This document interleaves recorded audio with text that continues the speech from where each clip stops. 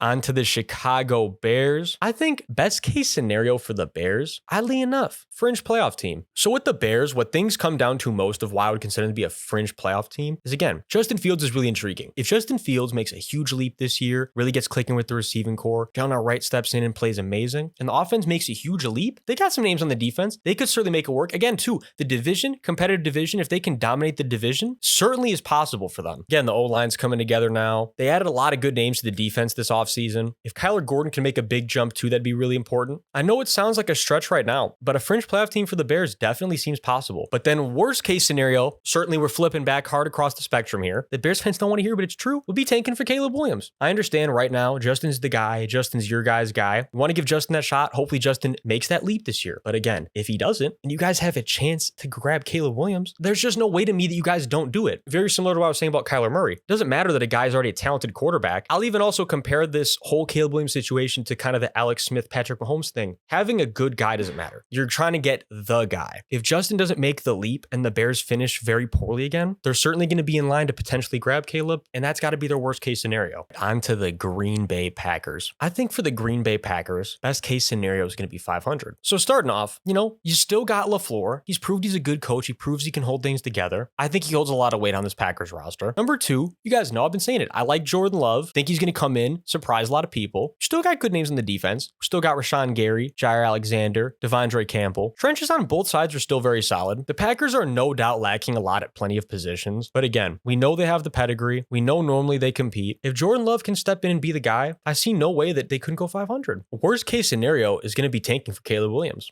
Let's say Jordan Love's not the guy. The young offensive weapons don't play up to par. Defense regresses again. The Packers easily could be drafting for Caleb. And something else I wanted to note here was that if you look at both sides of the ball, in total, the Packers are going to have 3 starters that are rookies. If those rookies aren't playing well, it's going to have a big impact on the team. That's how I view the Packers season going. On to the Minnesota Vikings. I got the best case scenario for the Vikings being a deep playoff run. When the roster's healthy, there's no doubt. For the Vikings, you're fairly stacked. Daniil Hunter, TJ Hawkinson, Jay Jettas, Dalvin Cook, Jordan Addison, young stud coming in, Harrison Smith, Marcus Davenport too when he's healthy. That Jettas-Addison combo, not even just them individually, combo is going to be so hard to defend. Look, if Kirk steps in, plays good how he has been past few years, regular season Kirk, I guess. I'm just kidding. If Kirk can do that, the Vikings absolutely can make a deep playoff run. Like I say about a few QBs though, it's just so hard for me to see Kirk lifting that Lombardi, which is why I don't have them as a Super Bowl contender. But I can see the Vikings making a deep playoff run. Worst case scenario for the Vikings is finding their way into the top 10. And how will that happen? Now hear me out. How could they go from last year to finding their way down to drafting the top 10? Well, it's actually a very simple recipe. Number one, they don't win their close games. It didn't get talked about that much. And I don't remember the exact number. The Vikings had won a high single-digit number of one-score games last year. So games that either were like they won by 3 or 7 or 8. You get my point. That was happening a lot. The Vikings don't win those games. It's a whole different story. And if they didn't do that with a lot of their games, it's a completely different story. So that would have to be the case for the Vikings to find their way into the top 10. On to the Detroit Lions. My best case scenario for them is making a deep playoff run. And you're probably asking yourself, you have the Lions ranked higher than some of these teams that you have making a Super Bowl run. Why is their ceiling making the deep playoff run and not the Super Bowl run? Let me answer that for you right away. Number one, and I think it's the most important thing so far, the Lions are going to have 5 rookies in total that will be starting on both sides, combined on both sides of the ball. That's a lot of people with not a lot of experience. And again, making deep playoff runs, making Super Bowl runs, a lot of times comes down to the experience, the little nuances, recognizing little things, and they're just not going to have that necessarily. Lions have tons of talent. They have a stacked offense. They got Dan Campbell. If Jared Goff makes another big leap, keeps playing like his old self, in the long term, the sky's the limit for the Lions. But it just really comes down to the fact that those 5 rookies, it's going to be really hard to make a Super Bowl run when that is the case. And then worst case scenario for the Lions, I'm thinking would be hovering right around 500. Let's say Goff regresses. On top of that, the rookie class, especially the rookies that'll be starting, just aren't playing very well, aren't playing up to par. That certainly is the recipe for the Lions falling back to around 500.